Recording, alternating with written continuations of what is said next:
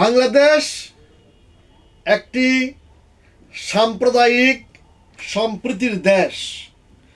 এই দেশে কোনো প্রকারের জাতিভেদ নেই। বাংলাদেশের সকল মানুষ, সকল সম্প্রদায়ের লোক, সকল ধর্মের লোক সমান অধিকার ভোগ করে। এখানে কোনো প্রকার জাতিভেদ প্রথা নেই। এখানে কোনো প্রকার ধর্ম বৈষম্য, বর্ণ বৈষম্য নেই। অতি সম্প্রতি দেখা যাচ্ছে যে ভারতীয় ক্রিকেট বোর্ড আইপিএলের খেলায় মোস্তাফিজকে বাদ দিয়েছে। বাংলাদেশের ক্রিকেটার মোস্তাফিজকে বাদ দিয়েছে। বলা হচ্ছে যে এটা ভারতীয় কিছু মানুষের, উগ্রবাদী লোকজনের আপত্তির প্রেক্ষিতে ভারতীয় ক্রিকেট বোর্ড বাংলাদেশের মোস্তাফিজকে বাদ দিয়েছে। বাংলাদেশের মোস্তাফিজকে বাদ দেওয়াতে বাংলাদেশ এটাকে মনে করতেছে যে এটা বাংলাদেশের উপরে একটা মানহানি। বাংলাদেশের ভারতের যে টি-20 বিশ্বকাপ খেলতে না আসার ব্যাপারে অনড় অবস্থান বজায় রাখলো বাংলাদেশ। ভারতের আনন্দবাজার পত্রিকাও জানিয়েছে, বাংলাদেশের যুব ক্রীড়া উপদেষ্টা জনাব আসিফ নজরুল জানান, ভারতে খেলতে যাওয়ার মতো পরিবেশ নেই। তাই নিরাপত্তার কথা চিন্তা করে ভারতে বাংলাদেশের ক্রিকেট বোর্ড বা ক্রিকেটাররা আর খেলতে যাবেন না। যেহেতু প্রশ্নটি প্রথমেই তুলেছেন ভারত, বাংলাদেশে একজন হিন্দু সনাতন ধর্মীয় লোক মৃত্যুবরণ করায় এটাকে ভারতীয় কিছু উগ্রবাদী মনে করতেছে যে সংখ্যালঘুদের উপরে নির্যাতন। সেজন্য সংখ্যালঘুদের উপরে নির্যাতনের অজুহাত তুলে আইপিএলদের খেলা থেকে যে মোস্তাফিজকে বাদ দেওয়া হয়েছে, সেই কারণে বাংলাদেশের যে যুব ক্রীড়া মন্ত্রণালয়ের দায়িত্বে থাকা উপদেষ্টা আসিফ নজরুল বলেছেন যে বাংলাদেশের একজন খেলোয়াড়কে অপমান করা, যে বাংলাদেশকে অপমান করা এবং বাংলাদেশের খেলোয়াড়ের যে নিরাপত্তা ক্ষুণ্ণ হবে। সুতরাং আমরা বাংলাদেশ এখানে আমাদেরকে যে নিরাপত্তাহীনতার কথা বলা হয়েছে, যে এখানে বাংলাদেশের মোস্তাফিজকে খেলতে না দেওয়া বা বাংলাদেশের মোস্তাফিজকে অপমান করা, এটা বাংলাদেশকে অপমান করা। সুতরাং বাংলাদেশের উপরে যে অপমান করা হয়েছে, সে অপমান থেকে বিশ্বকাপে খেলাটা বড় নয়। তিনি বলেছেন যে বিশ্বকাপের থেকে বাংলাদেশের মান এবং মর্যাদা, আমার খেলোয়াড়দের নিরাপত্তা আমাদের কাছে বড়। সুতরাং এখন এটা অনেকে প্রশ্ন করছেন, মোস্তাফিজ যদি মুসলিম না হয়ে যদি সনাতনী হতো, তাহলে কি মোস্তাফিজকে বা বাংলাদেশকে খেলতে দিত না? এই নিয়ে ভারত এবং বাংলাদেশের মধ্যে বিভিন্ন রকমের প্রতিক্রিয়া হচ্ছে। আসলে আমরা এদেশে সাম্প্রদায়িক দাঙ্গা বা সাম্প্রদায়িকতা যে একটা বিশৃঙ্খলা হোক, সেটা আমরা চাই না। ভারত বাংলাদেশ সম্পর্কটা ভালো থাকুক, এটাই আমরা কামনা করছি। কিন্তু যেখানে আইপিএল এর আয়োজক দেশ হলো ভারত, এখন ভারত এবং শ্রীলঙ্কা, এই দুটি দেশ হলো বর্তমান বিশ্বকাপের আইপিএল এর আয়োজক দেশ। এখন আয়োজক দেশ আয়োজন করে দাওয়াত দিয়ে আমাদেরকে নিয়ে গিয়ে আবার সেখানে আমাদের মুস্তাফিজকে খেলতে না দেওয়া, এটা একটা রীতিমতো অপমান মনে করছেন আমাদের বাংলাদেশ।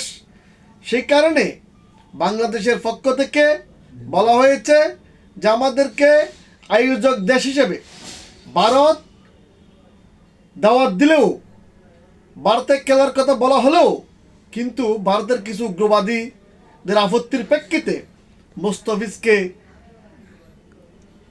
খেলা থেকে, আইপিএল থেকে বাদ দেওয়ার কথা বলা হয়েছে। এতে বাংলাদেশও ক্ষুব্ধ প্রতিক্রিয়া ব্যক্ত করে বলেছে যে মুস্তাফিজ কি ওই সনাতনী যিনি মারা গেছেন তাকে কি মুস্তাফিজ হত্যা করছে, এমন কোনো প্রমাণ আপনাদের কাছে আছে?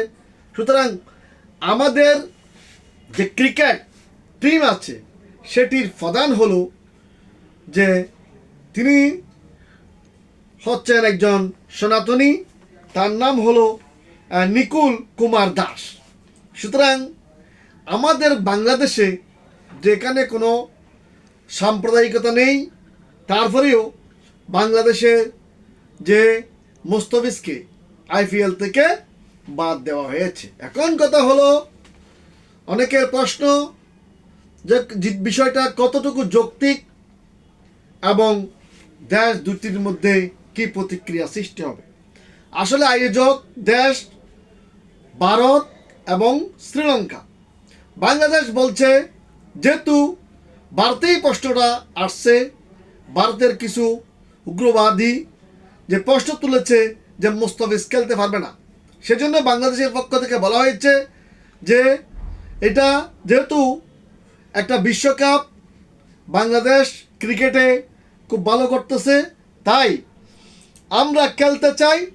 সেই আমাদের বাংলাদেশের যে খেলাটা থাকবেন সেটা আয়োজক দেশ, যেহেতু দুই দেশকে নির্ধারণ করা হয়েছে, ভারত এবং শ্রীলঙ্কা, আমরা বাংলাদেশে না গিয়ে আমরা আমাদের ম্যাচটা শ্রীলঙ্কায় যেন ফেলানো হয়, সেজন্য বলা হয়েছে যে আমরা দ্বিতীয় সিটি যে দিয়েছি, আমরা এটা আমাদের ম্যাচটা যেন শ্রীলঙ্কায় দেওয়া হয়, যেহেতু ভারতেই নিরাপত্তার প্রশ্ন তুলেছেন।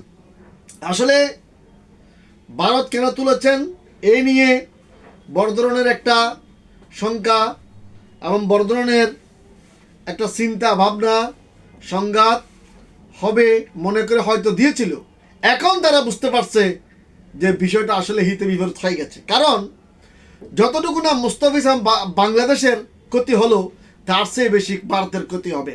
কারণ ভারত একটা বিশ্বকাপের আয়োজনকারী দেশ, একটা বিশ্বকাপ আয়োজন করা, একটা এটার অনুমোদন নেওয়া, এটা অনেক বড় জিনিস এবং তাদের এখানে ব্যবসা বাণিজ্য জড়িত, এখানে টাকা বিনিয়োগ হয়েছে। সুতরাং কোনো কারণে যদি ভারতের আইপিএল খেলা বন্ধ হয়ে যায়, এই ক্রিকেট টুর্নামেন্টটা বন্ধ হয়ে যায়, বিশ্বকাপটা, তাহলে ভারতের ব্যবসায়ীরাও কিন্তু ক্ষতিগ্রস্ত হবেন এবং ভারতের একটা দুর্নাম হবে। অপরদিকে বলা হচ্ছে বাংলাদেশ যদি আইপিএলে ভারতে না যায়, ভারত যদি অনড় থাকে এবং আইসিসি যদি এটাতে অনড় থাকে যে ভারতেই খেলতে হবে, এই ক্ষেত্রে বাংলাদেশ যদি না যায় তাহলে কিন্তু বাংলাদেশের ফাইন কাটা যাবে। সুতরাং বিষয়গুলো বিবেচনা করে বাংলাদেশের পক্ষ থেকে বলা হয়েছে যে বাংলাদেশ খেলবে, বাংলাদেশ খেলতে চায়, বাংলাদেশের এই খেলাটা ভারতে না হয়ে আয়োজক যেহেতু দেশ অল্টারনেটিভ আরেকটা আছে সেই দেশে ফেলা হোক। কারণ যেহেতু প্রশ্নটা প্রথমে ভারতেই তুলছে, ভারতেই বলছে যে মুস্তাফিজ খেলতে পারবে না।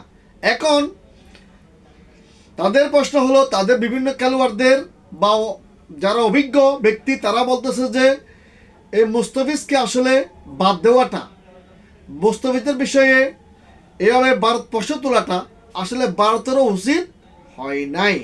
কারণ বাংলাদেশে যেটা হয়েছে এটা সাম্প্রদায়িক, এটা একটা দুর্ঘটনা বা এটা একটা মৃত্যু, এটার জন্য আইন আদালত আছে। যদি কেউ কাউকে হত্যা করে তবে সেটার জন্য একটা দেশে প্রচলিত আইন আছে। বাংলাদেশে যদি খুন হয় সেটার জন্য সে মুসলমান হোক, হিন্দু হোক, বৌদ্ধ হোক, খ্রিস্টান হোক, তার জন্য একইভাবে দণ্ডবিধি ৩০২ ধারায় মামলা হবে। তাহলে এখানে তো খেয়ে মারা গেল, সে মুসলিম মারা গেল, হিন্দু মারা গেল, বৌদ্ধ মারা গেল, এটা কোনো প্রশ্ন না। একটা লোক যদি আঘাতপ্রাপ্ত হয়, মৃত্যুবরণ করে তাকে যদি কেউ খুন করে সে খুনের বিচার অবশ্যই অবশ্যই হবে।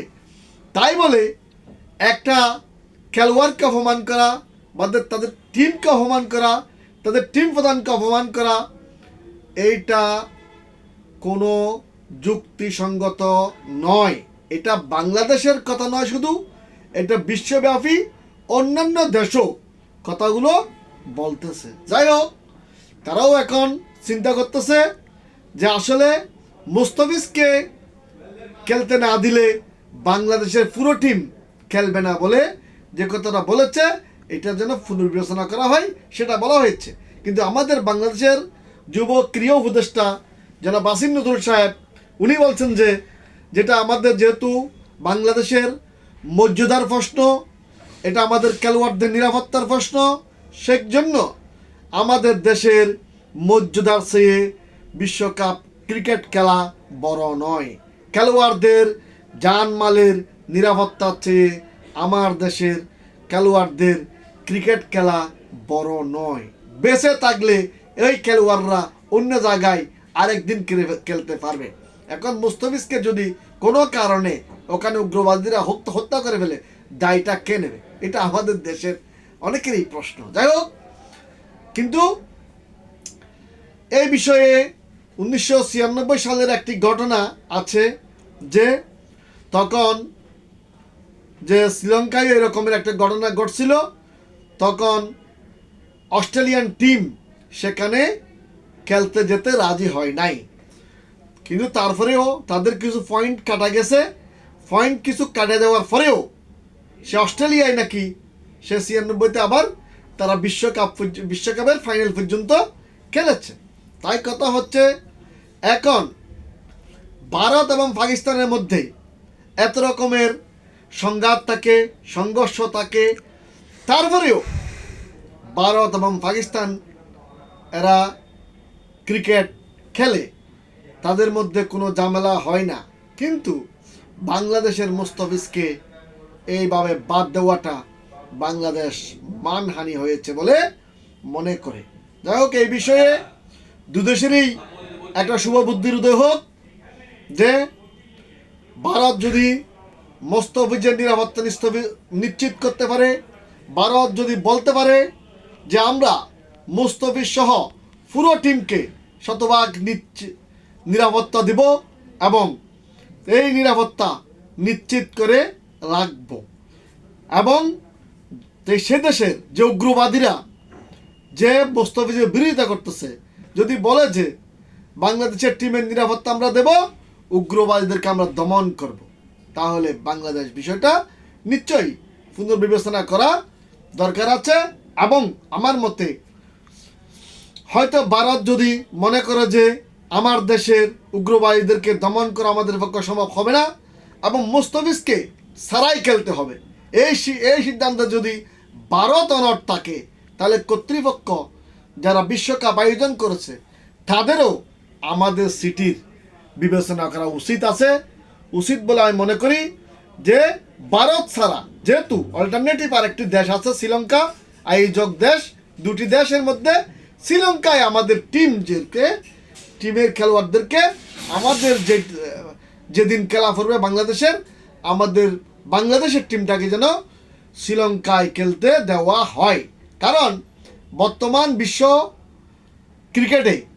ক্রিকেট অঙ্গনে বাংলাদেশ একটি উজ্জ্বল নক্ষত্র হিসেবে বাংলাদেশ এগিয়ে যাচ্ছে। তাই আমরা মনে করি বাংলাদেশ যেন বিশ্ব ক্রিকেট থেকে ছিটকে না পড়ে।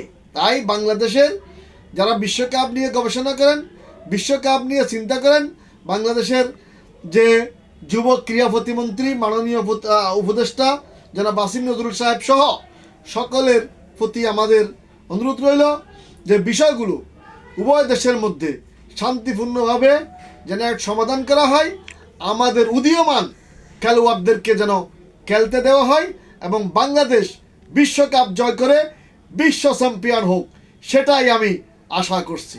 ধন্যবাদ সকলকে, দোয়া করবেন বাংলাদেশ টিম। আল্লাহ ঠিক আছে না? আমি 15 মিনিট বরাবর 14 মিনিট 52 সেকেন্ড।